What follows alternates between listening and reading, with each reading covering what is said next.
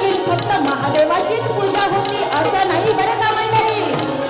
सगळ्यात मोठा संत, सगळ्यात मोठा देव कोण होता अहिल्याच्या मनामध्ये? ते म्हणजे आपली प्रजा. या प्रजेची आई व्हायचंय आपल्याला. अहिल्या मागे फिरायला वैराग्य धरून संग सोडून ईश्वर सेवेत झालेली, ईश्वर सेवेत झालेली, ईश्वर सेवेत झालेली. भजन पूजन नामस्मरण, भजन पूजन नामस्मरण, भजन पूजन नामस्मरण. पतिव्रत सती अहिल्या धन्यजी, पतिव्रत सती अहिल्या धन्यजी, पतिव्रत सती अहिल्या धन्यजी. अहिल्याला जन्मताच राजकारणाची आवड, ज्ञानही चांगलं होतं, बुद्धी हुशार होती, लोकांची प्रजेची कळकळ समजत होती आणि म्हणूनच मल्हाररावांनी लवकरात लवकर राज्यकारभार अहिल्याच्या हातामध्ये दिला. आणि एकदा मल्हारराव मोहिमेला निघाले. मल्हारराव मोहिमेला निघालेले असता अहिल्याने जाण्याचा हट्ट धरला आणि अहिल्या म्हणाली, मामाजी मीही तुमच्या बरोबर लढाईला येणार आहे. मल्हारराव म्हणाले, अगं बाळा, माझा खंडोजी गेलाय, आता किमान या म्हाताऱ्याला आधार म्हणून तू तरी पाहिजेस. लढाईवर जायचं म्हणजे माघारी न येण्यासाठी जायचं असतं. आणि मग अहिल्या काय म्हणते? हा म्हणजे तुम्हाला वाटत असेल मला लढाई येत नाही, मी घाबरी, पण नाही. अहिल्या काय सांगते? अहो त्या सत्य भामेनं जसा नरका कापला जी,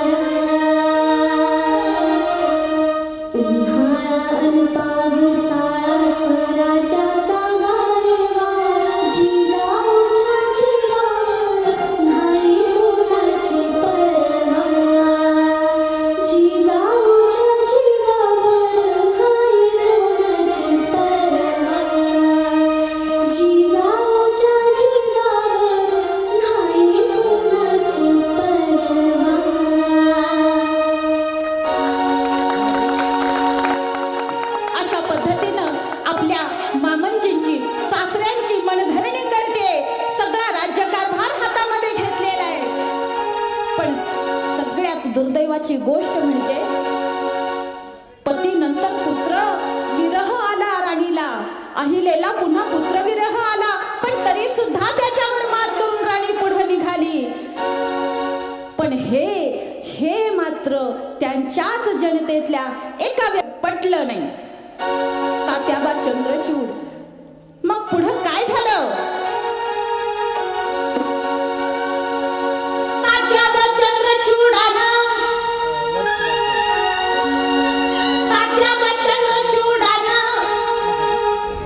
अति चतुराईनं काय केलं बघा. लिहिलं पत्र पुण्याला.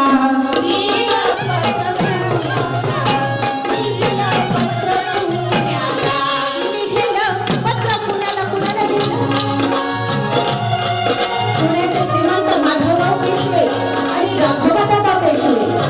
तर राघवदादा पेशव्यांना सांगितलं की आता इथं होळकरांच्या दौलतीमध्ये कोणीही वारस नाहीये. कारण अहिलेचा पती गेला, पुत्रही गेला, आणि मग आता कोणीही त्याला दौलतीला वारस नाही. चला आपण दौलत खालसा करूया.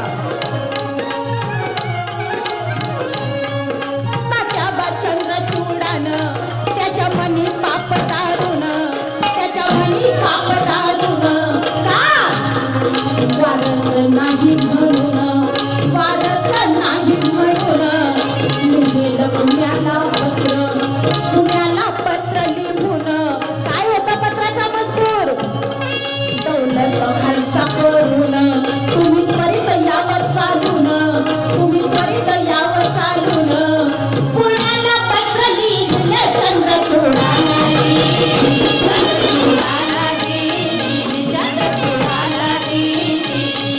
पुण्याला पत्र लिहिलं चंद्रचूडानं.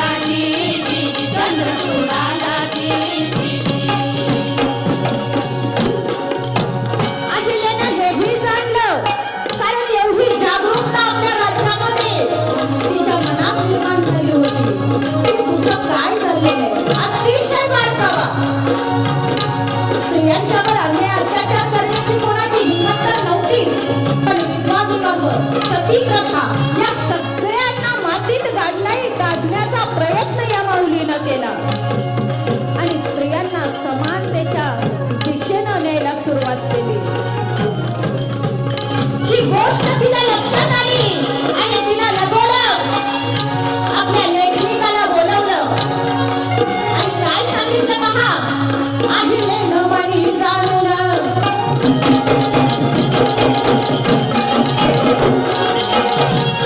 अहिलेनं मनी जाणून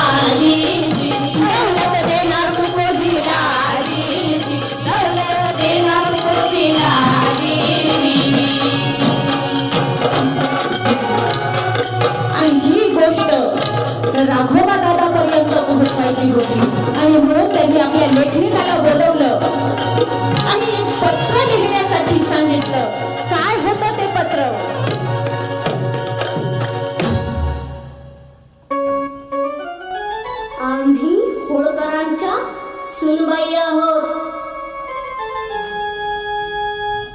आमच्या वाटेला येऊ नका, नाहीतर बायकांशी लढावं लागेल तुम्हाला. 500 बायकांची फौज दिमतीला तयार आहे. माझा पराभव झाला तर चालेल, लोक हसणार नाही. पण जर तुमचा पराभव झाला तर तुमच्या नावाला कलंक लागेल.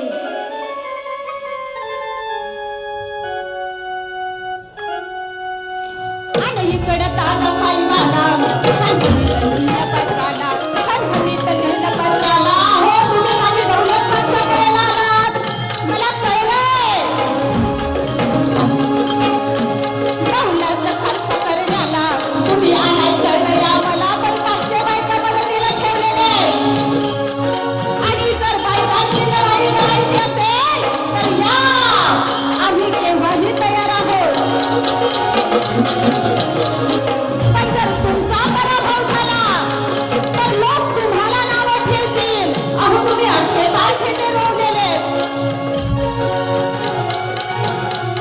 तुम्ही अट्टेबार खेटे रोवलेले. तुमचा अपमान होईल, पराभव झाला तर मला कोणी काही म्हणणार नाही. अरे, जाणून बुजून मी बाई माणूस आहे.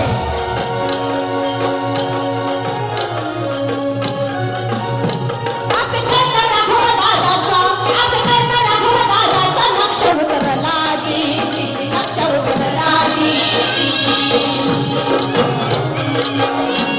असं करता राघव दादाचा लक्ष उतरलागी, लक्ष उतरलागी. आणि मग राघवा दादांनी मनधरणीचं पत्र परत एकदा लिहिलं, आणि त्या पत्राचा मजकूर होता की राणी साहेब, अहो तुमचा गैरसमज झालेला आहे. तुमचा पुत्र गेल्याचं कळलं. सांत्वन तुमचं करण्याला, सांत्वन तुमचं